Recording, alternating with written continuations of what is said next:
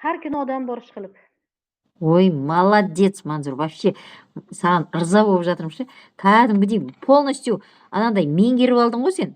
Бұндай жерде табыс бар ғой, просто не каждый понимает, да, не каждый понимает. Көрдің бе?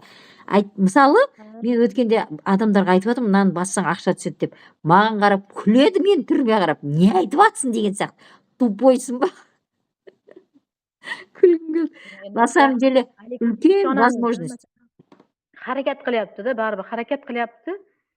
Baribir odam ko'p bo'lmasa foydasi yo'q-da. Mana masalan Bitcoin'da juda ham ko'p-ku odam. Иә. Bu bizning kompaniyada ham ko'paymasa bir foydasi yo'q-da. Bu bilmadim lekin yana mana shunaqa deb o'ylayman. Жоқ, қара, Манзура, біздердің биткоинда адам ол бірден көбейген жоқ ол. Бірінші кезде қанша адам, азғантай адам алды, олар сенді, отырды. Биткоин сондай адамды көбейту үшін 14 жыл, 15 жыл еңбек етті. Біздің монета енді ғой шыққанына. Ол енді басталып келе жатыр. И плюс ол жерде фундаментальность бар. Фундаментальность деген компанияның өзінің смарт блокчейні бар. Мысалы, любой токен біздің смарт блокчейнға келіп өзінің токенін шығара алады. Токенін. Енді ары қарай компанияның өзінің смарт валеті бар. Қазіргі таңда смарт валет ол цифровой кошелек. Қазір интернет нарығында көп қой цифровой кошелек. Тура сол сияқты бұл да цифровой кошелек. Болашақта вообще жаңа смарттың стейкингін запускать ететін болса, өткенде бір сөзінде айтып қалды ғой, эфириумның стейкингін, тронның стейкингін запускать етеміз деп. Егер соның бәрін запускать ететін болса, біздің смартқа сұраныс артады. Жаңағы токендар келеді біздің блокчейнға. И плюс бізде онлайн площадка дайын. Өткенде Алекс последний аудиосында айтты ғой, мен одан айырылмаймын онлайн площадкадан. Себебі менде қанша договор бар, мен соны ары қарай добивать етем деп. Сол сияқты бізде уже фундаментальность есть, самый главный. Одан кейін ол как платежная система, төлемдік жүйе. Мысалы, USDT-ді сен перевод жасаған кезде ERC-20, TRC-20 деген жаңағы сеттарды пайдаланасың ғой, Манзура, түсінесің ғой оны сен? Дұрыс па? Түсінемін. Вот, екеуінде эфириум жүреді комиссияға, ERC-да, TRC-20-да трон жүреді комиссияға. Енді тура сол сияқты біздің де компания SRC-20 деген платежный системасын дамытып жіберді уже. Значит, ультима жүрген жерде смарт-койн жүреді, смарт-койн комиссияға. Ол бүкіл компанияның онлайн площадкасында жүреді. Прям қандай площадка болсын, бүкіл жерде ультима жүре ма, смарт жүреді. Ультима жүре ма, смарт жүреді. Көрдің бе? Сондықтан қазір осыны түсінген адамдар өзіне жоқ дегенде игровой токеннан осылай жинау керек. А олар болса жүр уақытты кетіріп, прям жай кетіріп жатыр. Ау. Biz bo'ldim. Mana bu yerda-chi, mana halving deydi, reward, recruit deydi, minimum split. Men shularning farqi yo'qmi o'zi? Xato, men shundan qo'rqyapman-da, men ertaga xato qilib qo'yishdan. Menda har qaysini xohlasam olsam bo'ladimi o'zi? Манзура, конечно, қайсыны хақласаң алсаң болады.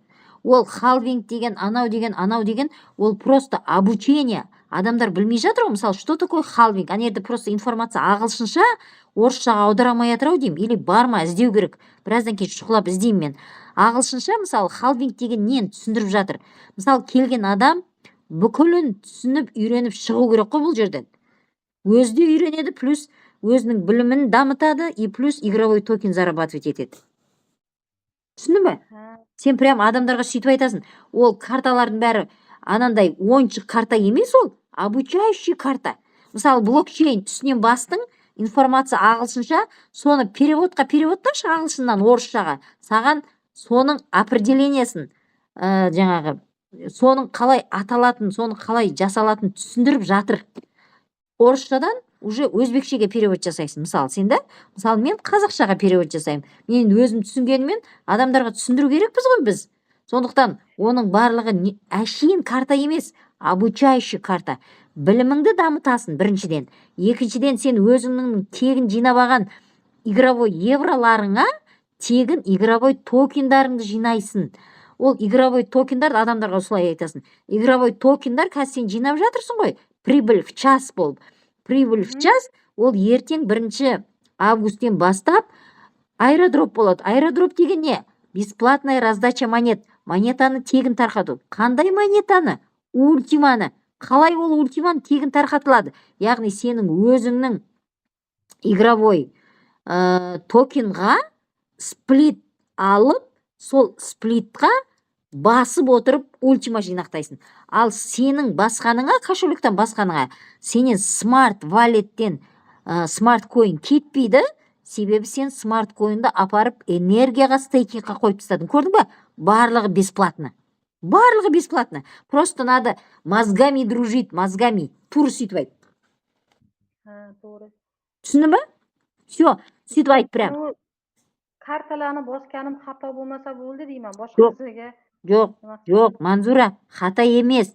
Ешқандай хата емес. Айттым ғой, каждый карта обучение, каждый картаның астында білім, біздің білімімізді дамытып жатыр. Түсіндің ба? Халвинг деген не, смарт деген не, ультима деген не, биткоин деген не, карталардың астында солар тұр.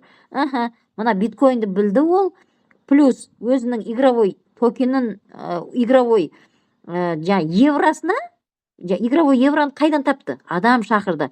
Ал жинаған игровой евросына ол игровой токен жинап жатыр. Түсіндің ба? Это есть прибыль в час. Сағатына түсіп жатырған табыс. Түсіндің ғой? Все, соны солай деп түсіндіре бер. Молодец, Манзура. Респект саған. Құдай қаласа, осы жерден бүкіл шығыныңды шығарып аласың, құдай қаласа. Прибыльға шығасың, табысқа шығасың.